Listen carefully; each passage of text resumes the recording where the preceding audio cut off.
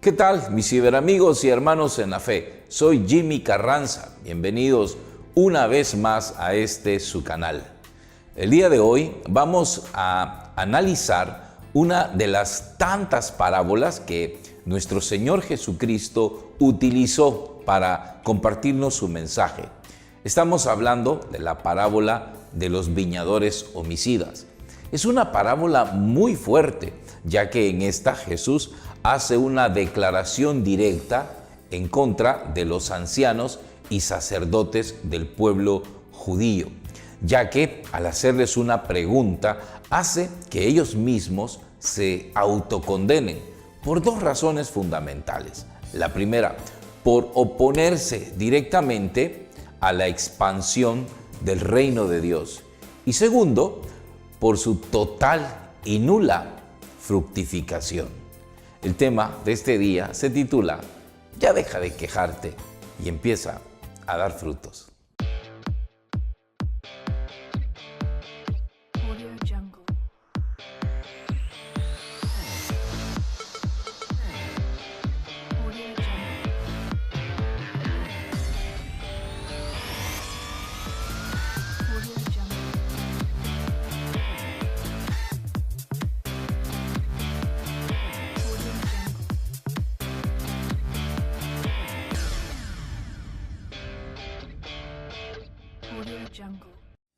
Escuchad otra parábola. Había un propietario que plantó una viña, la rodeó de una cerca, cavó en ella un lagar y edificó una torre. La arrendó a unos labradores y se ausentó. Cuando llegó el tiempo de la vendimia, envió sus siervos a los labradores para percibir sus frutos. Pero los labradores agarraron a los siervos y a uno le golpearon, a otro lo mataron, a otro lo apedrearon. Envió después otros siervos en mayor número que los primeros, pero los trataron de la misma manera.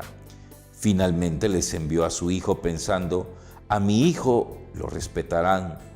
Pero los labradores, al ver al hijo, se dijeron entre sí: este es el heredero. Vamos, matémosle y quedémonos con su herencia. Y agarrándolo, lo echaron fuera de la viña y lo mataron. Cuando venga pues el dueño de la viña, ¿qué hará con aquellos labradores? Le respondieron: dará una muerte miserable a esos miserables y arrendará la viña a otros labradores que le entreguen los frutos a su tiempo. Jesús les dijo: ¿no habéis leído nunca en las Escrituras: la piedra que los constructores desecharon, en piedra angular se ha convertido? ¿Fue el Señor quien hizo esto y es maravilloso a nuestros ojos? Por eso os digo que se os quitará el reino de Dios para dárselo a un pueblo que rinda sus frutos. Palabra del Señor, gloria y honor a ti, Señor Jesús. Hoy vamos a hacer el análisis parte por parte de esta parábola. Empecemos por el dueño de la viña. ¿Quién es o a quién representa el dueño de la viña? Representa a Dios.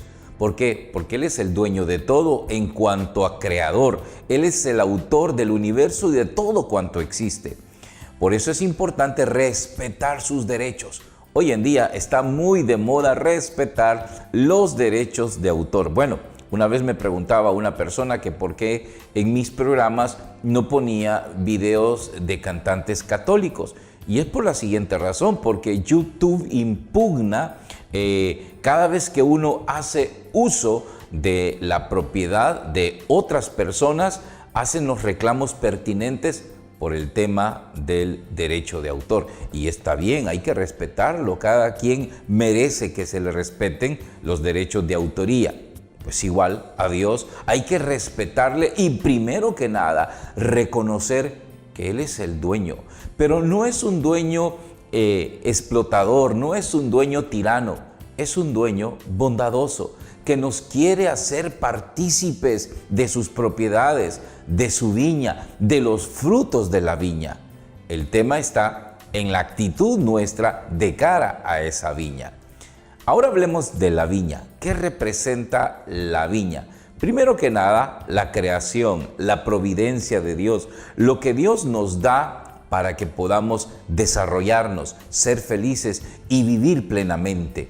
También puede representar al pueblo de Dios, a la iglesia y a la fe misma, que muchas veces no sabemos valorar que somos propiedad de Dios y debemos agradecer que ese dueño, como el de la parábola, dispone todo para que esa viña sea fructífera, prepara el terreno, cerca la propiedad, pone hasta un centinela a cuidar y a vigilar la propiedad, le da la casa a los que van a llegar a arrendarla. En pocas palabras, Él no escatima recursos para que podamos ser fructíferos. Nadie se puede quejar de que Dios no le da todo. Los que se quejan son los que quieren todo listo, todo preparado, y de esos hay muchos.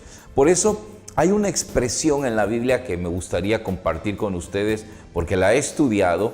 Es cuando Jesús dice que cosecha donde no sembró. Sabes que soy exigente, que cosecho donde no siembro. Va a decir otra parábola, la parábola de los talentos. ¿Cómo es eso? Que cosecha donde no ha sembrado. Así es. Ese es un semitismo, una expresión contextual que quiere decir que se hace sin tener. Mucha gente, para poder hacer, espera tener. Y empiezan a excusarse y su infructificación se basa en puras excusas. No se puede, no tenemos, no hay recursos, no dan permiso, esto y lo otro. Y terminan solo poniendo excusas. Y no producen nada porque son puras excusas. Lo que Dios espera de nosotros es que tengamos una actitud asertiva, que no nos quedemos solamente a buscar excusas, que no se puede, que es imposible, que es difícil. ¿Y quién ha dicho que la vida es fácil? Todos los que honestamente hemos alcanzado muchas cosas en esta vida, nos ha costado trabajo, nos ha costado sacrificio. No ha sido fácil. Por eso, el que no le gusta sacrificarse, el que no le gusta esforzarse, nunca triunfa. Y así debe de ser. En el mundo nos quieren presentar las cosas y los éxitos de manera fácil. Tómese esta píldora y con esta píldora usted verá cómo rebaja. Eso es mentira, eso es mercadología, eso no funciona. No es cierto que usted va a alcanzar el éxito como cosa fácil. Hay personas que a veces me preguntan, ¿y cómo hace usted para aprenderse tanto versículo bíblico? Y yo le digo, pues fácil, mire, en ayunas, al levantarse, agarra usted la Biblia y se la frota 10 veces en la frente, 10 veces atrás, 10 veces a los lados, a cada lado, y verá cómo pronto esos versículos se le quedan. Yo sé que usted se está riendo, porque no es cierto. ¿Cómo va a ser? Yo no hago así. La única manera que yo he descubierto que se me quedan los versículos bíblicos es leyendo la palabra de Dios. Y quiero decirle algo, este servidor no es un hombre muy ávido a la lectura, sin embargo he querido forzar a mi ser a que lo haga, porque si no, ¿de qué manera puedo aprender? Pues Dios nos ha dispuesto de facultades para que podamos ser emprendedores en toda nuestra vida. Lástima que siempre queremos abogar por una fe estilo prehistórica, primitiva. Aquellos que esperamos que Dios haga todo y nosotros solo le ofrecemos un sacrificio. Algunos dicen, solo le ofrezco mi diezmo, solo le ofrezco dinero, solo le ofrezco pequeños sacrificios que a lo mejor no representan nada. Eso es lo que Dios se queja. Por eso es importante que pongamos todo nuestro esfuerzo en nuestra propia superación, en vernos mejor cada día y dejar de quejarnos. Luego vamos a analizar a los viñadores. También nos puede representar a nosotros. Aunque Jesús directamente decía que eran los sacerdotes y los ancianos judíos por sus dos actitudes negligentes. La primera, el oponerse de manera férrea a la expansión del reino de Dios. Y segundo, su total y nula fructificación, es decir, de nada abonaba su trabajo pastoral si no hacía que la gente creyera en Dios y se acercara más a Dios, a la salvación. Al contrario, parecía que lo que hacían era poner trabas para que la gente no alcanzara el reino de Dios. Pero ¿no ha notado que a nosotros a veces nos pasa lo mismo? Nos convertimos en esos viñadores homicidas que lejos de ayudar para que el reino de Dios se expanda, lo bloqueamos, lo entorpecemos, empezamos a adueñarnos de lo que no es nuestro. La viña no es nuestra, el mundo no es nuestro, la fe y la verdad no son nuestras, son de Dios y debemos administrarlas como Dios quiere, no como nosotros queremos. Luego, cuando las cosas salen mal, le echamos la culpa a Dios. El día de ayer una persona publicaba en mi página de Facebook, bueno, en su página, y me caía a mí la noticia, de una reflexión que hacía. Y no lo repito literalmente, pero va más o menos así parafraseando. Decía, ¿cómo es posible que exista tanta enfermedad en el mundo? ¿Y por qué solo los buenos se mueren por las enfermedades? En cambio, a los malos no les pasa nada. Mire, esto es una verdad a media y es una verdad peligrosa y es una verdad a medias peligrosa. ¿Por qué? Porque la reflexión carece totalmente de objetividad y lo que no es objetivo es subjetivo, es decir, susceptible a ser dudado, a ser cuestionado. Porque al decir que solo los buenos se enferman y se mueren, hombre, ¿y acaso ha visto usted malos eternos? Eso no es cierto. Los malos también se mueren y se mueren de enfermedades. Yo he conocido mucha gente mala que ha muerto de enfermedades gravísimas. No estoy aplaudiendo ni celebrando que eso pase. Es mentira decir que solo los buenos sufrimos, como que si Dios se encargara de hacerle la vida de cuadritos solo a los buenos. Esto no es cierto. Evidentemente el malo puede triunfar, exacto, puede ser, y un triunfo fugaz, pero ya lo dice el Salmo, no mires el éxito del malvado, no nos quedemos contemplando lo bien que le va al malvado. ¿Y al bueno no le va bien? Claro que le va bien. Yo conozco mucha gente buena, exitosa, gente brillante, gente que está al servicio de los demás y su trabajo, su vida ha sido ejemplo y pilar para las grandes generaciones. Pero al volvernos críticos, querernos apropiar de la verdad, ser personas que viven censurando todo lo que huele a Dios, nos volvemos enviñadores homicidas, que empiezan a tener actos de rebelión. Ya en el programa pasado hablábamos acerca de la rebelión y decíamos que son todas las manifestaciones encaminadas a bloquear, a destruir, a anular toda autoridad. Y empieza desde la simple desobediencia hasta actos dirigidos a destruir a la autoridad. Nos estamos rebelando en contra de Dios. Estamos cambiando lo bueno por malo y lo malo por bueno. Es más importante la tierra proteger, es más importante los árboles proteger, es más importante proteger a las ballenas, pero no es tan importante proteger la vida del ser humano desde el momento de su concepción. A esos hay que abortarlos, a las ballenas hay que cuidarlos. Hay organizaciones que se preocupan, sociedades que están pendientes de la protección de los animales. Existen y pelean y se esfuerzan, pero no hay organizaciones que peleen por los derechos de los no nacidos. Esto es ironía, esto es hipocresía, que cuidamos y valoramos algunas cosas que son importantes, pero no cuidamos ni valoramos cosas que son más importantes, como la vida del ser humano. Bueno, ese es el tema de los viñadores homicidas. Luego, estos empiezan a confabular, a tener ideas desquiciantes, los conceptos les cambian. Solo imagínense lo que dice Jesús. Estos, cuando agarraron al hijo, dijeron, matémoslo y quedémonos con su herencia. Esto es inaudito. En ninguna sociedad del mundo conocido podemos pensar que los homicidas se quedan con la herencia. Hombre, estos mataron a mis hijos, entonces démosles a ellos la herencia porque a ellos les toca. Eso es estúpido. ¿Pero por qué lo dijo Jesús? Porque ese es el pensamiento de la gente, un pensamiento desquiciante.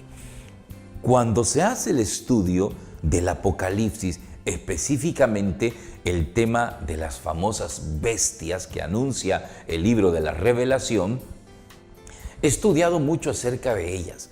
Y la primera bestia, quiero decirle, y no se me vaya a poner macabro, ya está en medio de nosotros. Pero tranquilo, no es Godzilla, no son los terremotos ni los huracanes, ni mucho menos un político que tenga los 3 seises en la cabeza. No, esa no es la bestia. ¿Sabe cuál es la bestia?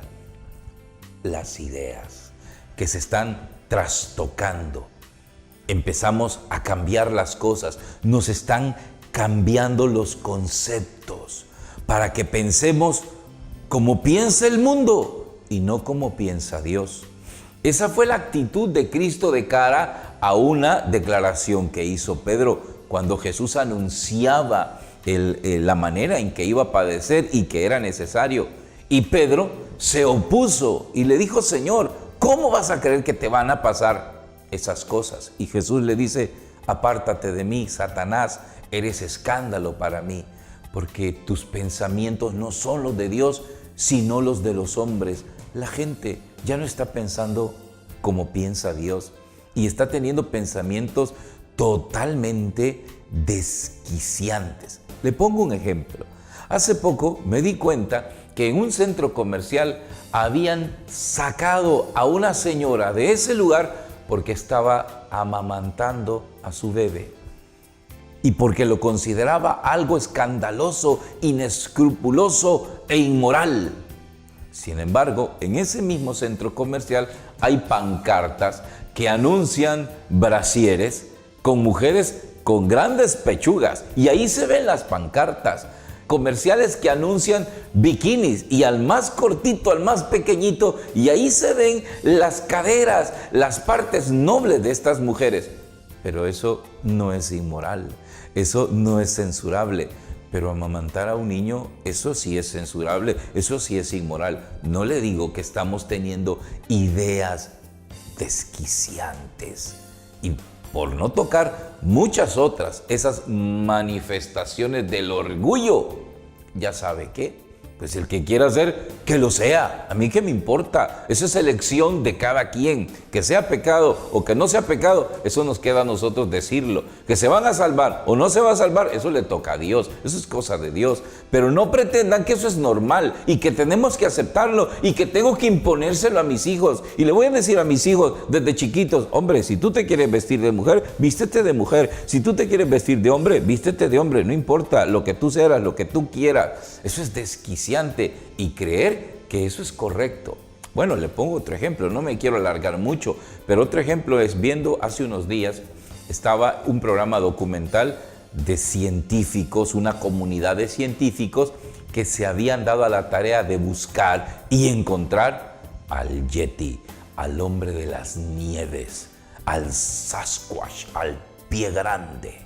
Ese mítico ser que habita en los bosques nebulosos, en las sierras escandinavas. Y esta comunidad, basándose solamente en meras especulaciones, en testimonios de gente que dice que lo vio, en fotografías altamente borrosas y con muy poca definición, videos de dudosas procedencias, pero pese a toda esa evidencia dudosa, afirman que sí existe. Pero cuando hablamos de Dios, no lo podemos probar. No hay nada que certifique que Dios existe. Científicamente no se puede decir que Dios exista. Hombre, son ideas desquiciantes. Aprobamos la existencia del Sasquatch, pero negamos la existencia de Dios. ¿Qué beneficio me produce a mí Sasquatch si existe o no existe? A mí nada, para nada, no me interesa si existe o no existe. Y si existe, qué bueno, una especie más. pero la existencia de Dios a mí sí me beneficia grandemente. Y por tanto, yo creo ciegamente que Dios existe. De manera que esa es mi actitud de humildad, no de rebelión en contra de Dios, sino de aceptación de su bondad. El otro elemento es el reconocimiento del Hijo de Dios. ¿Quién es Jesús para nosotros? Para muchos hoy en día es ícono de contradicción, es ícono de maldad, es representación de lo negativo. Es cierto, ya el Catecismo de la Iglesia Católica reconoce que esa unión íntima y vital con Dios puede ser olvidada, desconocida e incluso rechazada explícitamente por el hombre. Tales actitudes pueden tener orígenes muy diversos: la rebelión contra el mal en el mundo, la ignorancia o la indiferencia religiosas, los afanes del mundo y de las riquezas, el mal ejemplo de los creyentes, las corrientes de pensamiento hostiles a la religión y finalmente esa actitud del hombre pecador que, por miedo, se oculta de Dios y huye ante su llamada. Con esta reflexión, el Catecismo, la Iglesia, nos dice que evidentemente mucha gente se está rebelando en contra de Dios, en contra del Hijo de Dios. No lo estamos reconociendo como la piedra angular. Y como Jesús bien lo decía citando un verso del capítulo 118 del libro de los Salmos, es la piedra angular que los constructores desecharon. Eso es para nosotros Jesús, la piedra que estamos desechando. Queremos meternos en muchas cosas, supuestamente para mejorar el mundo, pero lo cierto es que cada día lo estamos poniendo peor. Yo vengo de un país políticamente y altamente polarizado entre la derecha y la izquierda. Ya llevamos muchos años de gobiernos civiles y lo único que han hecho es empobrecer al país, enriquecerse los políticos a costa de lo que los salvadoreños producimos. Y eso es una verdad a grandes voces, no es algo que yo me estoy inventando. Mi país no prospera, no se desarrolla por políticos corruptos de los dos lados, de la derecha y de la izquierda. Pero mucha gente pone su confianza fervientemente en ellos, porque ellos van a ser la solución. La solución es Cristo y tenemos que reconocerlo. El único que puede salvar al ser humano es Jesús y necesitamos convertirnos y reconocerlo como nuestro Señor y nuestro Salvador. Así empezaremos a ser productivos, empezaremos a desarrollar los frutos que el Señor espera. Esta semana estuve en mi grupo de oración y una de las hermanas del grupo de oración hacía una pregunta muy interesante y decía: ¿pero por qué Dios es tan cruel, tan tirano en esto de producir frutos? Pues sí, así es Dios. Él es muy intolerante ante la infructificación. Tanto, por ejemplo, es la parábola de los talentos. Al que produjo 10 le dijo: pasa al gozo de tu Señor. Al que produjo 5 le dijo: pasa al gozo de tu Señor. Al que se le dio un talento y no produjo nada le dijo: siervo inútil y perezoso, sáquenlo de mi presencia allá donde es el rechinar y crujir de dientes. En otro texto, el mismo San Juan Bautista va a decir: el hacha está puesta al pie del árbol. Toda rama que en mí no da fruto, dice Jesús, va a ser cortada y echada al fuego y no va a servir más que para leña. Sí, Dios es intolerante cuando no somos fructíferos ni con nosotros mismos, cuando dejamos meternos en la cabeza pensamientos mediocres, derrotistas y negativos, cuando sabemos que en Cristo todo lo podemos, en Cristo somos más que vencedores. Es triste pensar que haya gente que se derrota y dice: no puedo, no sirvo, ¿para qué vivir? No, hermanos, Dios nos ha dado todo. Yo admiro personas que son grandes, que han dejado huella en el país y son gente que carece de facultades. Hablo, por ejemplo, de una Helen Keller, una mujer que era sordo-ciega y sin embargo desarrolló un lenguaje que ahora le sirve a estas personas con estas incapacidades. Puedo admirar a un Beethoven que siendo sordo produjo grandes melodías y en la actualidad hablamos de grandes personas. Por ejemplo, de Nick Vujicic, aquel orador y conferencista polaco me parece que es, que sin brazos, sin piernas, anda hablando de positivismo en el mundo. Para mí son gente admirable. Y nosotros, que tenemos todo, no queremos producir. No se puede. No sirvo. Oía una expresión de alguien que decía: qué bien la pasan los que están en las tumbas. Ahí quisiera estar yo. ¡No! No, hermanos, tenemos que sobreponernos. Las cosas no son fáciles, pero cuando nos esforzamos y alcanzamos el éxito, entonces nos congraciamos y le decimos a Dios: gracias, porque me escuchaste, porque me acompañaste. Hermano, deja de quejarte y empieza a producir frutos. Padre bueno, Padre del cielo, Padre amoroso, gracias te doy por habernos regalado este tema. Qué difícil es hablar acerca de la fructificación, pero en tu infinita misericordia nos has permitido hoy en día reconocer que tú nos has dado tantos dones, tantos beneficios, esperando que seamos fructíferos. Bendice a mis hermanos que el día de hoy han escuchado este programa y que tu misericordia les alcance. Te pido por su salud, tanto física, espiritual y psicológica. Libéralos, Señor, de todas las ataduras y que tu gracia les acompañe siempre. Todo te lo agradecemos por la intercesión de nuestra Madre Santísima, la Virgen María, y en el nombre que está sobre todo nombre, el nombre de nuestro Señor Jesucristo, a ti que vives y reinas por los siglos de los siglos. Amén. Adiós. Gracias YouTube y gracias por mirarnos en televisión y por internet. Para suscribirse, solo dele un clic abajo. Coméntenos, regálenos un like y no deje de unirse a todas nuestras redes sociales. Y recuerde, somos la iglesia que Cristo fundó, somos la Iglesia Católica.